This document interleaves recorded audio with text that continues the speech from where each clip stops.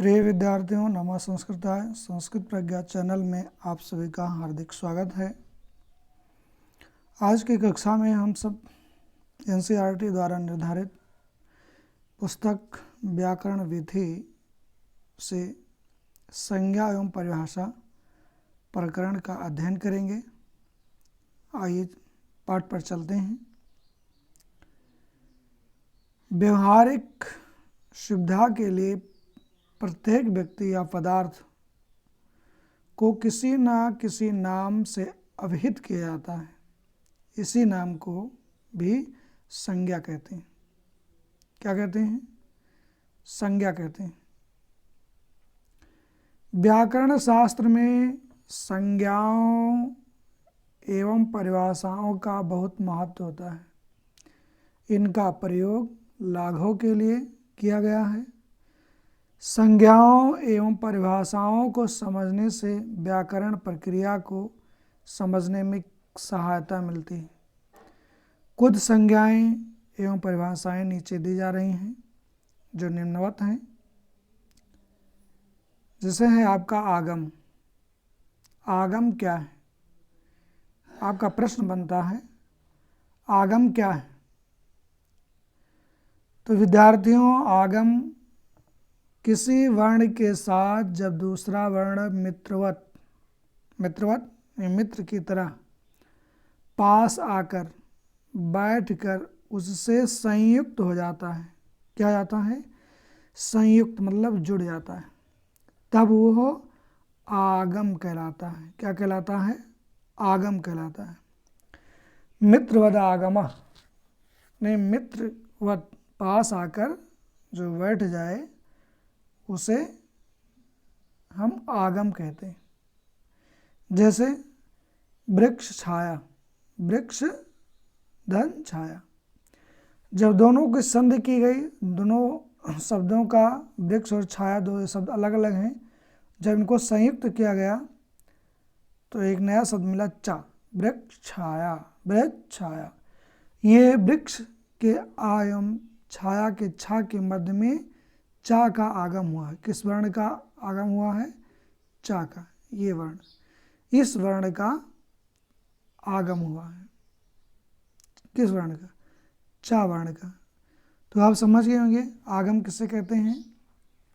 आगम शब्द का अर्थ है कि किसी वर्ण के साथ मतलब कोई भी अक्षर हो, वर्ण मतलब अक्षर, उसके साथ जब दूसरा वर्ण मतलब दूसरा अक्षर मित्रवत, मित्र के भांति पास आकर यानी समीप आकर के बैठ जाए और वो संयुक्त हो जाता है। संयुक्त मतलब जुड़ जाता है उसमें, तब वो आगम कहलाता है। उस स्थिति में वो क्या कहलाता है?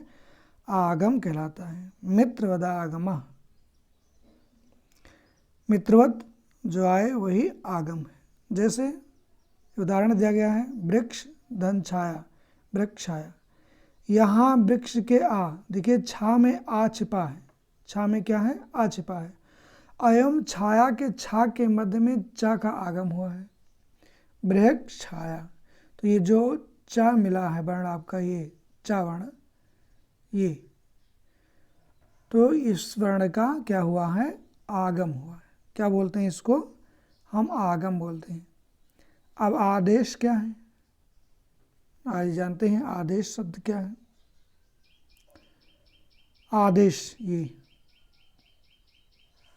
अभी आप समझे, संज्ञा में आगम होता है। आदेश क्या है?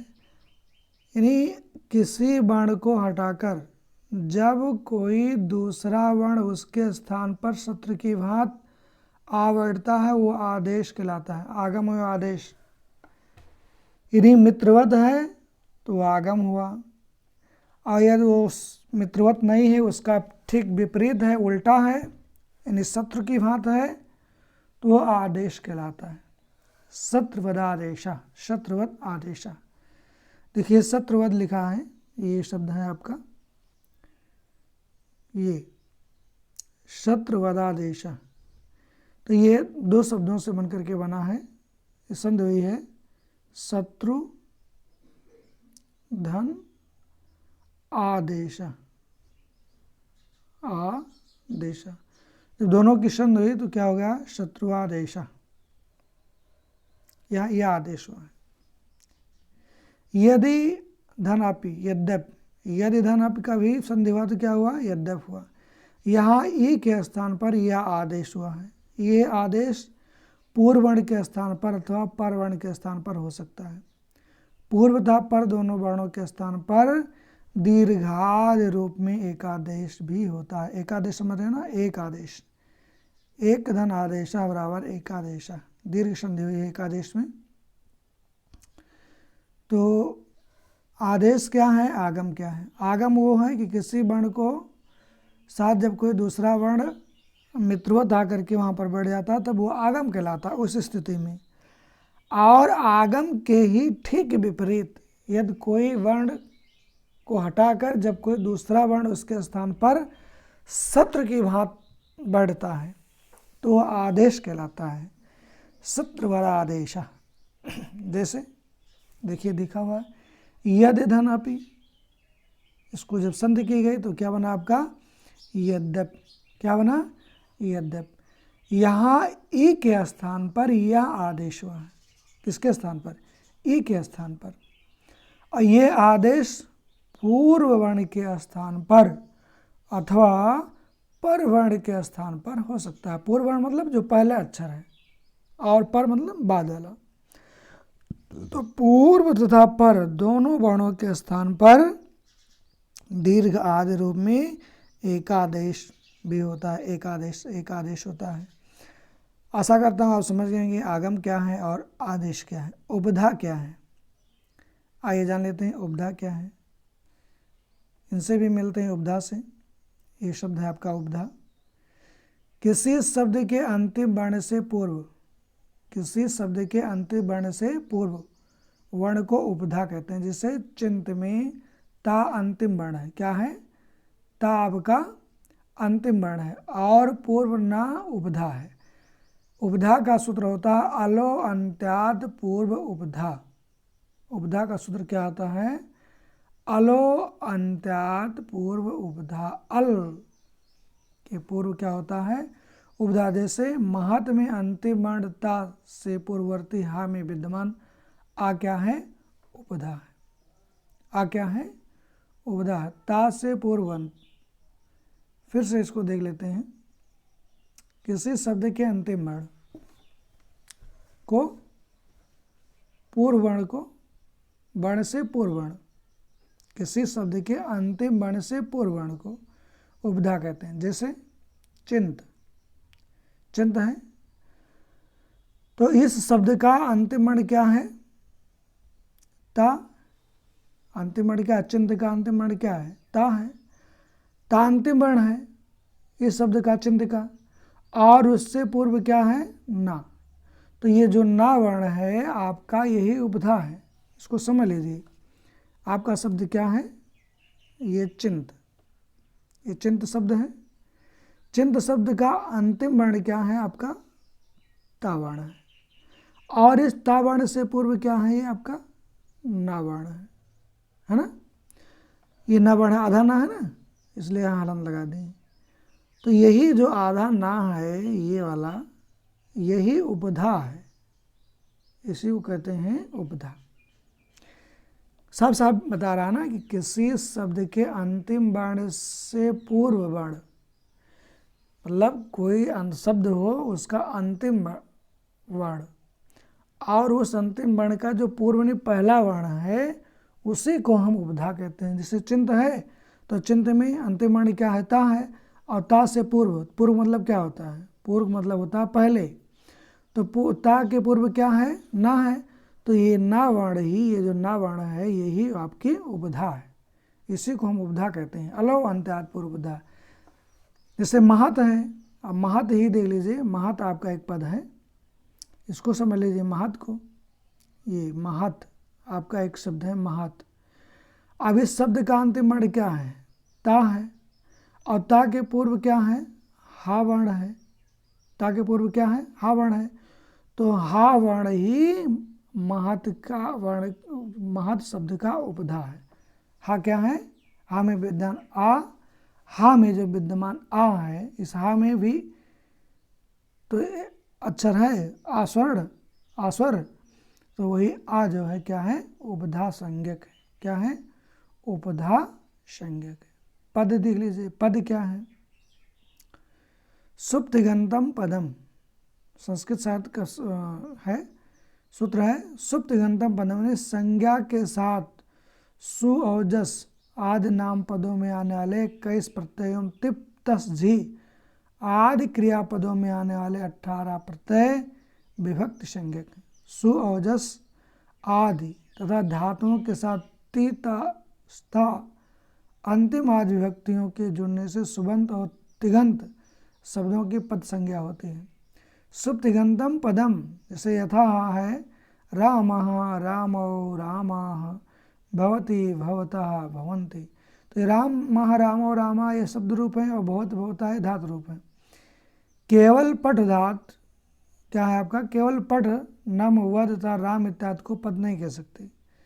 संस्कृत भाषा में जिसकी पद संज्ञा नहीं होती उसका वाक्य में प्रयोग नहीं किया जाता है। अपदम ना प्रज्युत, अपदम ना प्रज्युत। अगला है आपका निष्ठा। क्या है, निष्ठा, तक्तवत निष्ठा, इसका सूत्र है क्या है, तक्तवत निष्ठा, यानी ता और तवत, तवत प्रत्ययों को निष्ठा कहते हैं। इनके योग से भूतकालिक क्रियापदों का निर्माण किया जाता है, जैसे गतः और गतवान, ये आपके क्या है, वर्ण है और इसमें निष्ठा संज्ञा का प्रयोग किया गया है। आपका क्या है भैया, विकरण। अब क्या है, विकरण। धातु और तिंग प्रत्ययों के बीच में आने वाले सप शन स्नु आदि प्रत्यय क्या कहलाते हैं, विकरण कहलाते हैं। भवत में भ्यू दंती के मध्य में शप हुआ है, भवत विकरण वेद से धातुएं 10 विभिन्न गणों में क्या होती हैं, विभक्त होते हैं। संयोग क्या है, संयोग संज्ञा।